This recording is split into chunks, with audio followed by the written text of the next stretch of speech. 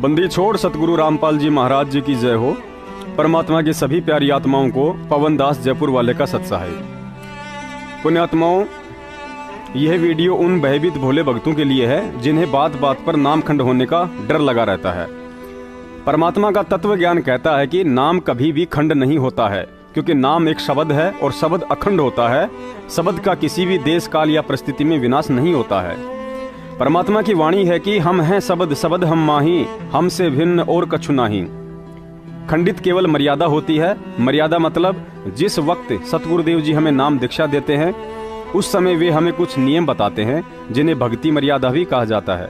यदि हम उन मर्यादाओं में रहकर भक्ति करते हैं तो भी नाम अपना काम करता है, और यदि हमसे कोई मर्यादा टूट जाती है और नाम जाप करते रहते हैं तो भी नाम अपना काम करता रहता है।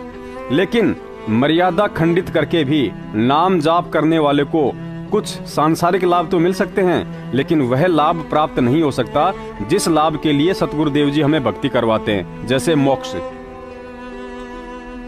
इसीलिए तो हमें सतगुरुदेव जी कहते हैं कि बच्चों, यदि किसी कारणवश आपका नाम खंडित हो जाए तो भी मंत्रों का जाप अर्थात भक्ति नहीं छोड़नी चाहिए।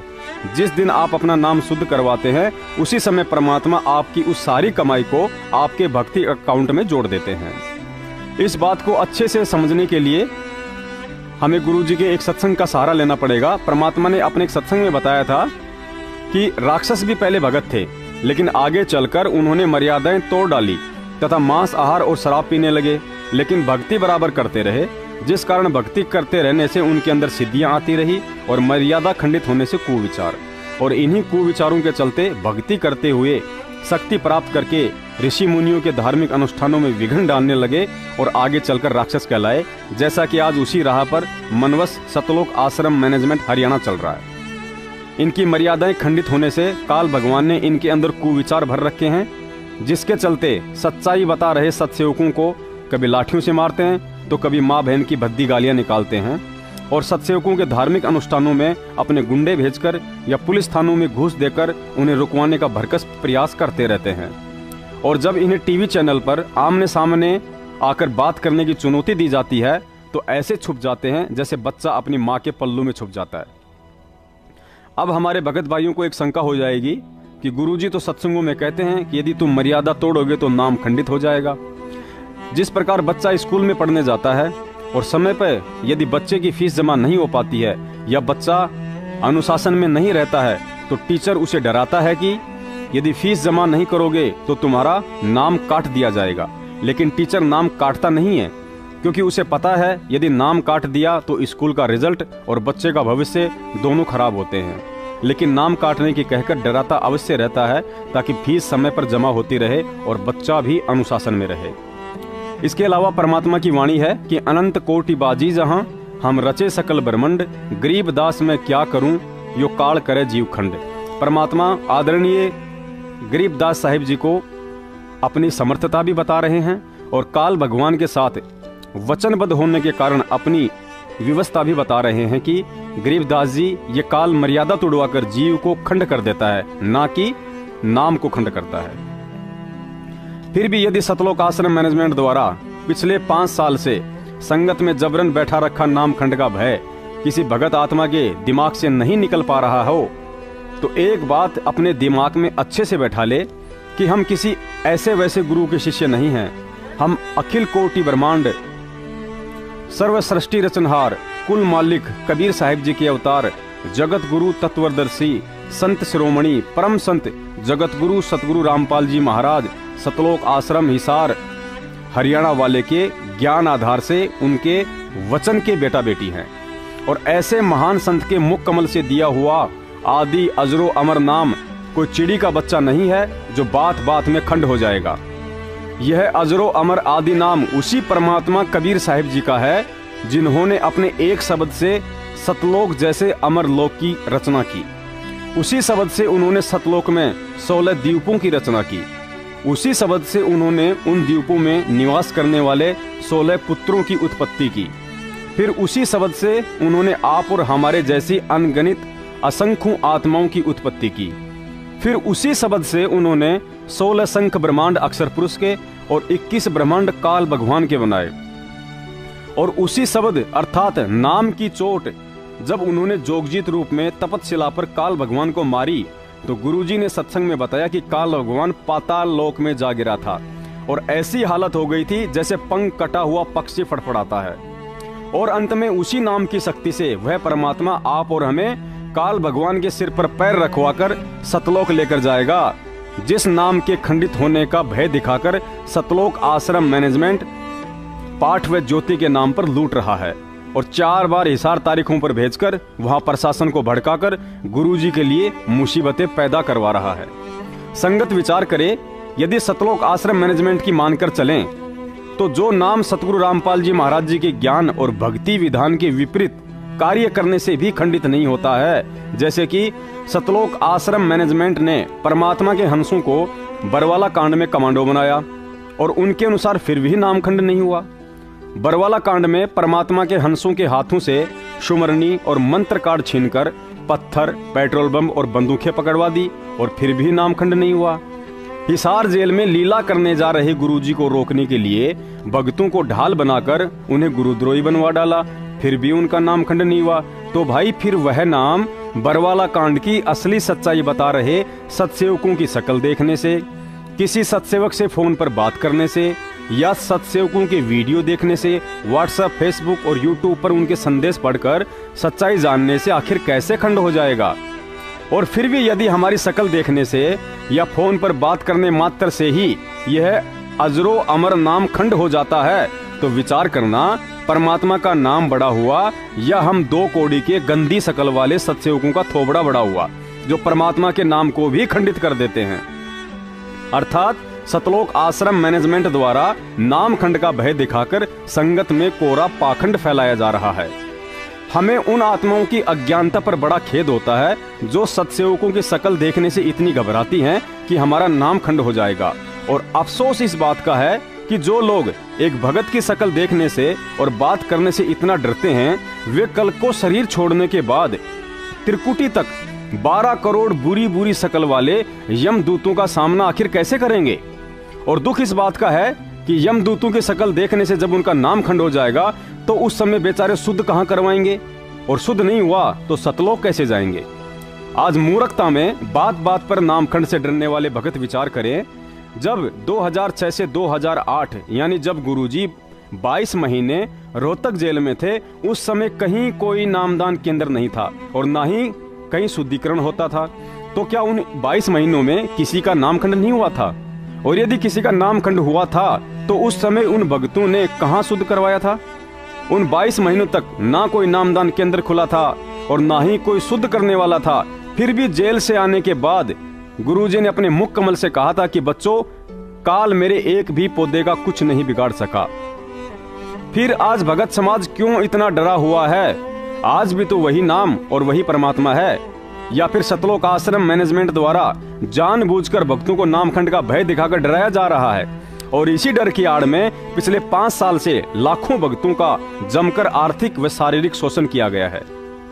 सतलोक आश्रम बरवाड़ा में यदि किसी भगत भाई बहन या बच्चे का नामखंड हो जाता था तो गुरुजी ने कभी नहीं कहा कि आपको आश्रम में 4 हाजिरी लगानी पड़ेगी और ट्रेन की टिकट भी दिखानी पड़ेगी, बल्कि गुरुजी कहा करते थे कि बेटा पहले अपना नाम शुद्ध करवा, वरना काल भगवान का दाव लग सकता है। लेकिन आज जेल जाते ही गुरुजी के ज्ञान के विपरीत नामखंड वाले भक्तों को हिसार रेलवे स्टेशन के, जाट आंदोलन के या तरह तरह की रैलियों के 4 चक्कर कटवाए जाते हैं। 4 पेशी का मतलब है 4 महीने, और यदि इन 4 महीनों में अज्ञानतावश नामखंड से भयभीत उस भगत पर काल भगवान का दाव लग गया, यदि वह मर गया तो उस भगत की मौत का जिम्मेदार कौन होगा? एक और नया बदनामी का दाग गुरुजी पर ही लगेगा। बड़े अफसोस की बात है, जिन लोगों के खुद के नामखंड हैं उन्हीं की सेवा दूसरों के नाम शुद्ध करवाने की लगा रखी है। उदाहरण के लिए उड़ीसा का फर्जी नामदान केंद्र। उड़ीसा के नामदान केंद्र पर 2 बहनों की ड्यूटी लगा रखी है। किसी कारणवश दोनों का नामखंड हो गया था। उन्होंने अपने नाम शुद्धिकरण के लिए रोहतक नामदान केंद्र पर फोन करके सारी बात बताई, तो रोहतक नामदान वालों ने जवाब दिया कि आप दोनों खुद ही एक दूसरे का नाम शुद्ध कर लो।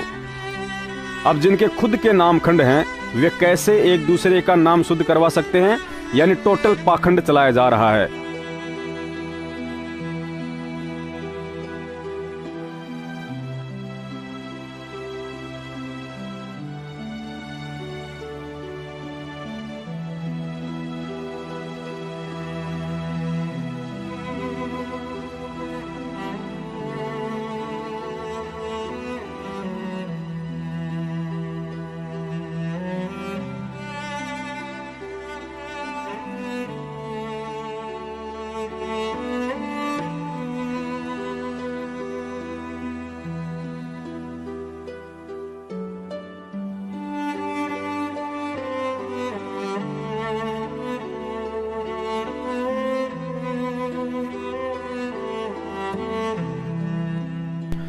जिस सतलोक आश्रम मैनेजमेंट के द्वारा आज वर्तमान में जगह जगह भोले भक्तों से पैसे ऐंठने के लिए नामदान रूपी दुकानें खोली जा रही हैं, आपको यह जानकर हैरानी होगी कि इसी मैनेजमेंट ने सतलोक आश्रम बरवाला में गुरुजी की आंखों तले उन्हीं का आदेश बताकर एक बहन को आश्रम में अलग से गुरु बना दिया था, और उस बहन से अन्य भोले भाले भक्तों को गुरुजी का आदेश बताकर नामदान भी दिलवाने लग गए थे। और जब तकरीबन 20 दिन बाद इस बात का पता गुरुजी को चला तो गुरुजी ने उन सबको धमकाया और पुनः सबके नाम शुद्ध करवाए, और गुरुजी ने कहा कि तुम्हारी आज से पहले की सारी भक्ति कमाई खर्च हो चुकी है। सुनिए गुरुजी के मुख कमल से यह ऑडियो और विचार करें, जो सतलोक आश्रम मैनेजमेंट गुरुजी के रहते सहते उनके आदेशों की आड़ में आश्रम में ही अलग से गुरु बनाकर नामदान शुरू करने की साजिश कर सकता है, तो आज उस पाखंडी मैनेजमेंट के लिए जगह जगह दुकानें खोलना कौन सी बड़ी बात है, क्योंकि आज तो हमारे सतगुरुदेव जी हिसार जेल में बैठे हैं। सुनिए सतगुरुदेव जी के मुख कमल से सतलोक आश्रम मैनेजमेंट के पाखंड की वह ऑडियो। कबीर जी आते तो भी मना करते हैं कि नहीं गुरु जी को भी मानो, और जो दुष्ट आत्मा उनके पास जाते हैं वो कि मुझे तो गुरु जी कहे आस्था दुष्ट दे रख गया। तो ऐसे हमने कहते हैं जैसे माता गर्भ को रख यत्न बना और ठेस लगे तक्षण हो जाती रही, ऐसी भक्ति जा। जैसे किसी बहन को मुश्किल से गर्भ रहा हो कई वर्षों में, फिर वही जानती है कि किस प्रकार इस लाल को, इस बच्चे को परिपक्व करना है। सपने में भी डर लगता है कि कहीं करवट बदलते समय बालक पर दाब ना आ जा, मेरा गर्भ खराब हो जा। कितनी चिंतित रहती है, ऊंचे नीचे पर पैर ना टिक जा, भगवान कहीं खान पीन में ऐसी गर्म वस्तु ना खा लो जिससे मेरा बालक खराब हो जाए। तो इतना डर कर आपने इस भक्ति रूपी गर्भ को प्रफुल्लित करना है। जैसे माता गर्भ को रखा यतन बना और ठेस लगे तो क्षण हुआ तेरी, ऐसे भक्ति जा। नारी कहावे पीव की रहे और संग सोए, जार सदा मन में बसे खसम खुशी क्यों होवे। देख कितनी गहरी बात बताई जाता है। नार कहावे पीव की, और कहते हैं रहे और संग सोए, और जार सदा मन में बसे फिर खसम खुशी क्यों होए। आन उपासना अन्य के अंदर आस्था नहीं रखनी। जैसे परमात्मा कबीर जी आए थे, 64 लाख शिष्य थे उनके उस समय, उन्होंने कभी नहीं बताया कि मेरे स्थान में किसी और में भगवान आवे है, उसमें जाके पूछ लो। अब उन दुष्टा ने के बका रखे ये बालक कि गुरुजी ने कहा है कि तुम ऐसे करो और ऐसे करो और उसको भगवान मानो, और गुरुजी का आगे नहीं बताना, नहीं वो नाराज हो जाएंगे। इन मंदबुद्धियों ने यह भी मान लिया गुरुजी का आदेश, पीछे से 10-20 दिन यह बकवास चली थी, सेट हो गया। गुरुजी का मेरा आदेश और मेरे सामने आप कहो कि क्या आपने ऐसा बोला है और मैं नाराज हो जाऊंगा, यह भी स्वीकार होगी। तो ये ऐसे कुसंगत होती है, वो बर्बाद करती है उन्हीं को जो मंद बुद्धि होते हैं। नहीं तो ज्ञानवान तुरंत सोच लेते ये कोई बात है, इतने दिन हो गए गुरुजी ने 15 साल हो गए मैं नाम देते न किसी को ऐसा कुछ कहा नहीं, कोई ऐसी दोगली बात करी नहीं। तो उन दुष्टों ने ऐसी चाल चली कि गुरुजी का आदेश बता दिया, सब बेचारे 10-20 ये उनके द्वारा बताएगी क्रिया करने लगे, तो हमारे उसे खत्म हो गए भगवान के अकाउंट से। अब उनको पता लगा, सभी अपना क्षमा याचना कर रहे हैं, 10-20 खराब हुए थे फिर सेट हो गए, उनको नाम देते। तो परमात्मा कहते हैं कि एक तरफ तो गुरुजी मुझे कह रहे हैं और फिर दूसरे के पास आस्था रख रहे हो, तो उसके विषय में क्या बता रहे हैं कि नार कहावे पीव की और रहे और संग सोए, आस्था किसे में और नकली गुरु की से मान रही ऊपर ले बनते। और कहते हैं जार सदा मन में बस है, आस्था तुम्हारी दूसरे में हो गई है तो फिर खसम खुशी क्यों होए, वो परम पिता परमात्मा धनी हमारा क्यों कर राजी होगा। कहते हैं सेज बिछावे सूतरी अंतर पर्दा होए और तन सौंपे मन दे नहीं कदे न सुहागण होए। अब जैसे यही एक ये मोटा उदाहरण था जो अभी ये घटना हुई कि मुझे तो गुरुजी कहे आस्था दुष्ट ढेटनी में दुष्टा में, तो क्या बताते हैं सेज बिछावे सुंदरी यानी आत्मा और अंतर पर्दा होए, अंदर दोष रखे, अंदर में आड़ बना ली, और कहते हैं तन सौंपे मन दे नहीं, यानी शारीरिक तरीके से तो यहाँ आकर नमस्कार करें और आत्मा उस दुष्टा में। ये 10-20 से बिगड़े थे वो सेट हो गए, अभी 10 दिन ये पता नहीं अंडरग्राउंड कैसे एकदम चल पड़ा था सिस्टम। तो दास को पता चला जब उनको बता दिया कि तुम्हारा सब कुछ बर्बाद हो गया, तो उन प्यारी आत्माओं ने बहुत दुख हुआ इस बात का कि हमारा तो सारा नाश कर दिया उस नालायकों ने। ऐसे बहुत से झटके आएंगे, लेकिन ये हमारे ये परमात्मा का बात किसी से बिगड़ नहीं सकता। ये तो पूरे ब्रह्मांड में छावेगा। ये बड़े बड़े ये टीरी खा ये ढाने हमने, ये बड़े बड़े पंथ बन रहे, नए कुतरू आकर थोड़े हमारी संगत को खराब कर सकते हैं। पुण्यात्माओं, सत्सेवकों का उद्देश्य केवल संगत को सबूत आधार पर सत्य से परिचित करवाना है।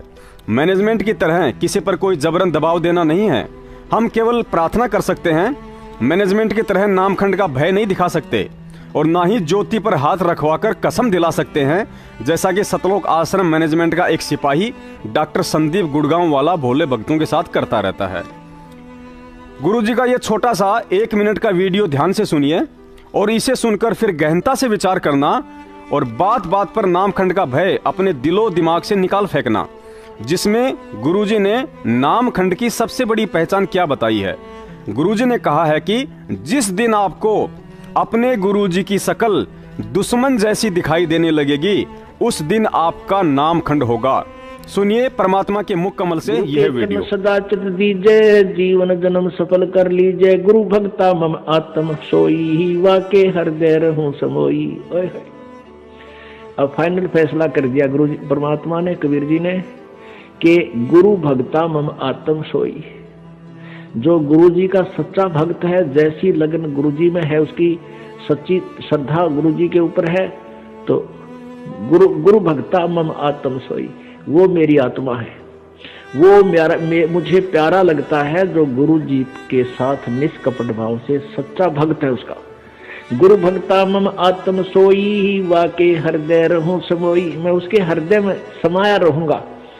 जब तक आपके हृदय में प्रभु समाये रहेंगे तो आपकी श्रद्धा भगवान में बनी ही रहेगी।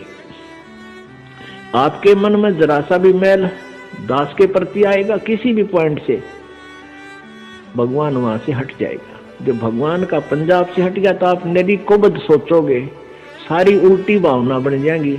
आज ये दास आपको अच्छा लगता है, फिर आपको दुश्मन दिखाई देगा, क्योंकि काल प्रवेश कर जाएगा। जब आपका नाम खंड हो जाएगा, ये पहली पहचान होगी, आपकी रुचि नहीं बनेगी इस दास में।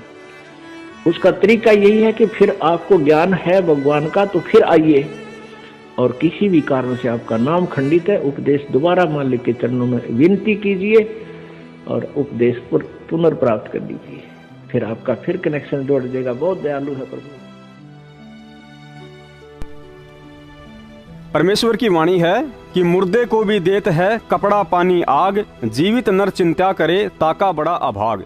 वह दयालु परमात्मा तो मुर्दे शरीर के लिए भी शमशान में कपड़ा पानी और अग्नि तक का प्रबंध करवाता है, फिर तू तो जीवित प्राणी है और ऊपर से सतनाम जैसी अमृतमयी दुख भंजन जड़ी बूटी लेकर भी यदि कोई छोटी मोटी समस्या आती है तो क्यों इस अखंड नाम पर शक कर बैठता है। सतगुरुदेव जी ने बताया कि गरीब कच्चा हीरा कर्च होए नहीं सहे घनबार, ऐसा यह मन हो रहा लेखा ले करतार। इस वाणी के माध्यम से गुरुजी ने हमें समझाया कि आपके जीवन में आने वाली परेशानियां कुछ तो आपके अपने पूर्व जन्मों अर्थात प्रारब्ध कर्मों के कारण आती है, जो स्वाभाविक हैं।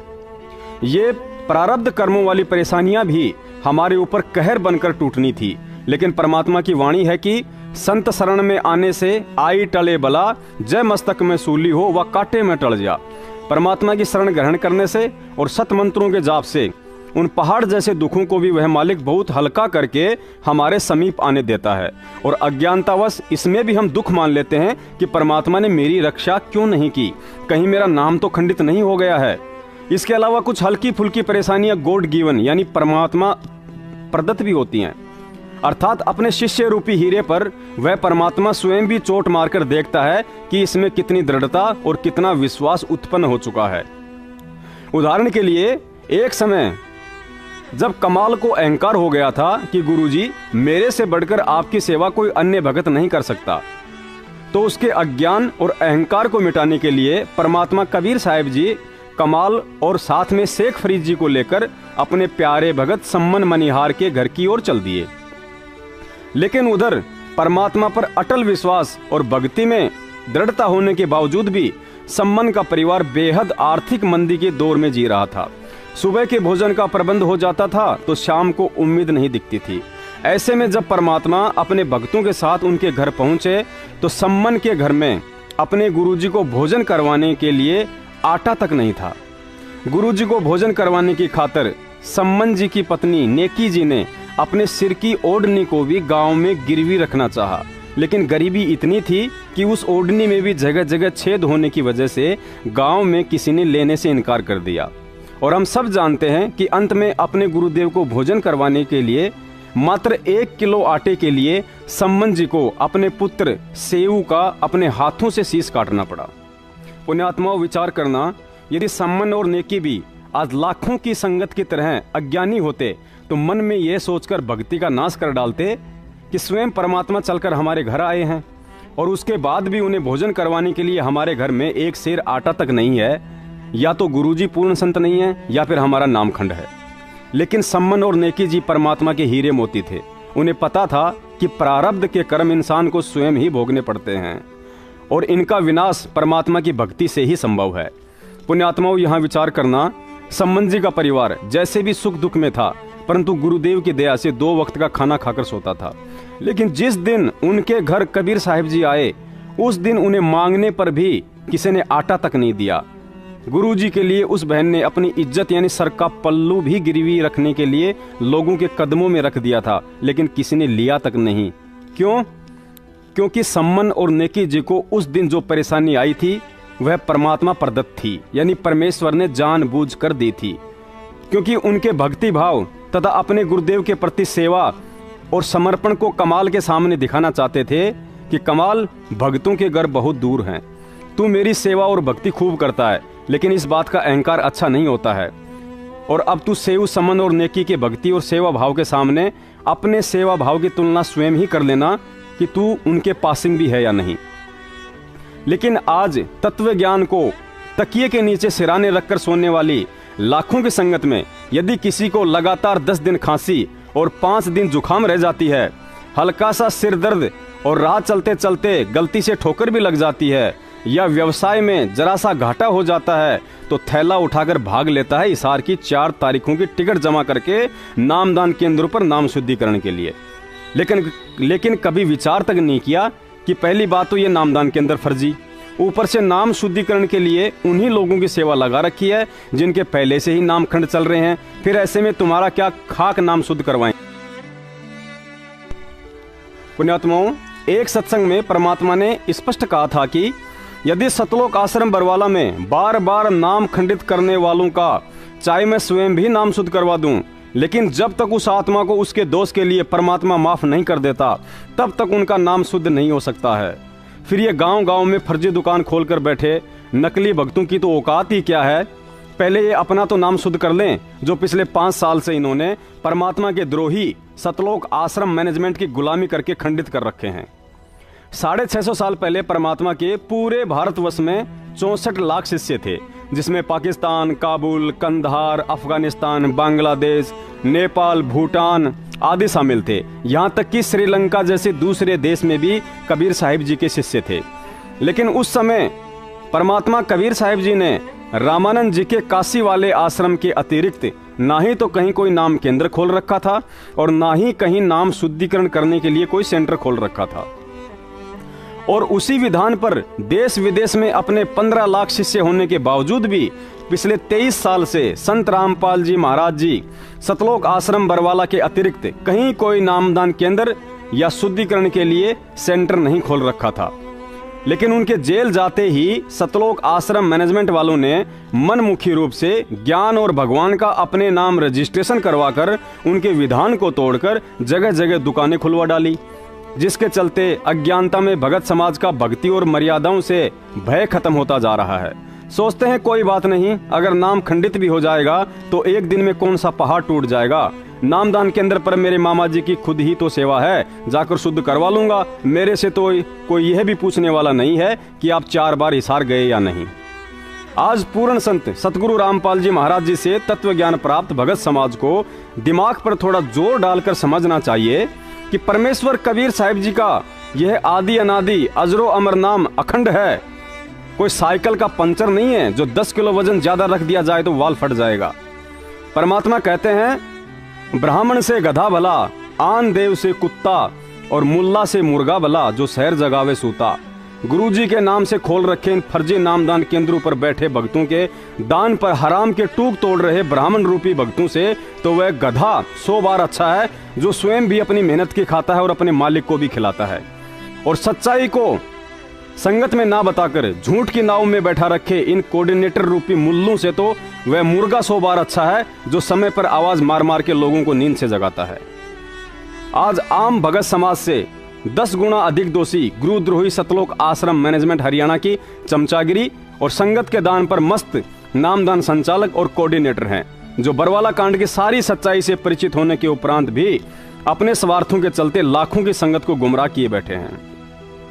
जैसे गुरुजी ने बताया कि तत्व ज्ञान के अभाव में पहले के समय में जो पंडित काशी विद्यापीठ में पढ़कर आता था, फिर उसके द्वारा बताए गए वेदों के ज्ञान पर कोई शक तक नहीं करता था कि भाई इससे बड़ा शास्त्री और कौन हो सकता है जो काशी में पढ़कर आया है।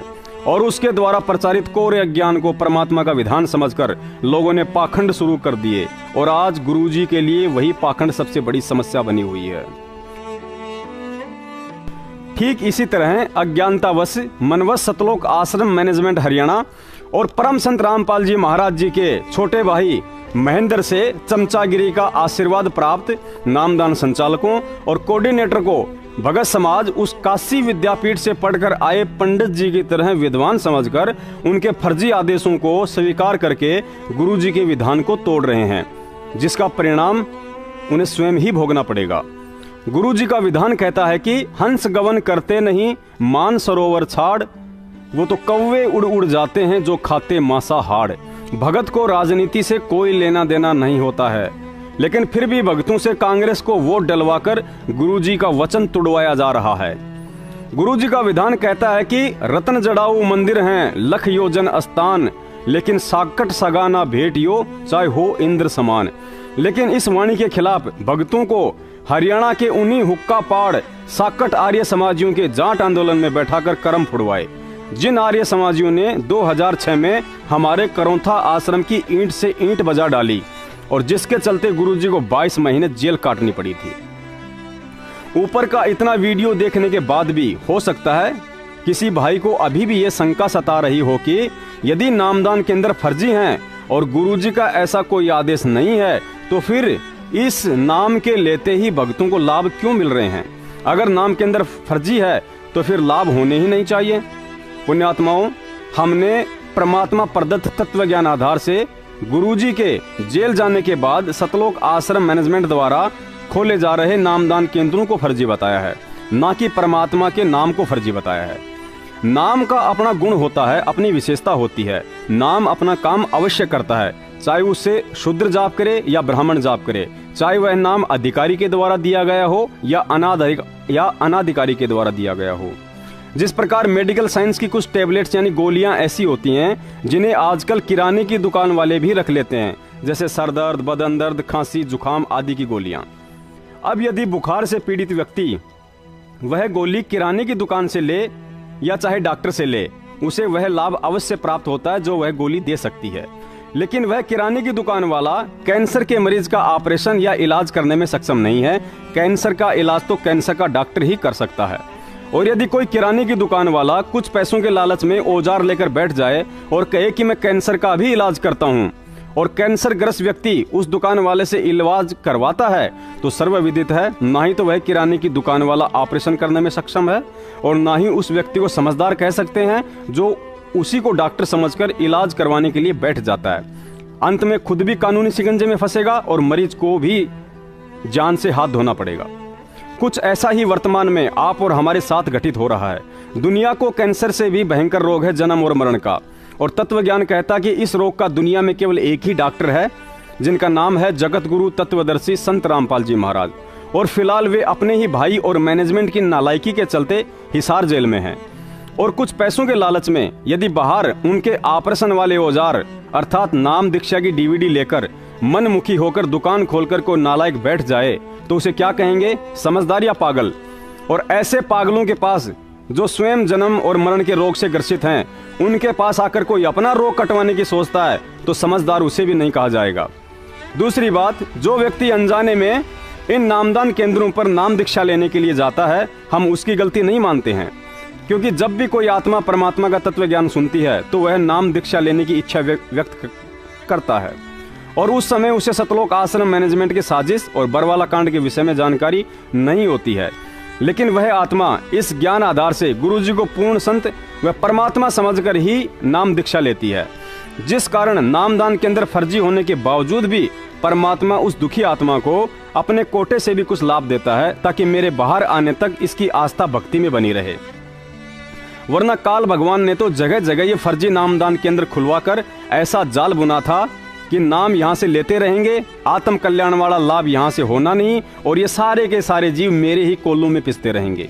परमात्मा कहते हैं, भक्त सोही जो भय नहीं आने, अर्थात एक सच्चा भगत कभी भी डर को अपने आसपास नहीं आने देगा, क्योंकि जिन्हें अपने गुरु पर, उनके ज्ञान पर और उनके द्वारा दिए गए नाम पर पूर्ण विश्वास होता है, वे कभी किसी के डराने से भी नहीं डरते हैं। पुण्यात्माओं, सत्य को सत्य कहना और अन्य ठगे जा रहे लोगों को वास्तविकता से परिचित करवाना किसी की निंदा या चुगली नहीं होती है। गुरुजी कहते हैं, सांचा शब्द कबीर का प्रगट किया जग माही, जैसे को तैसा कहे सो तो निंदा नहीं।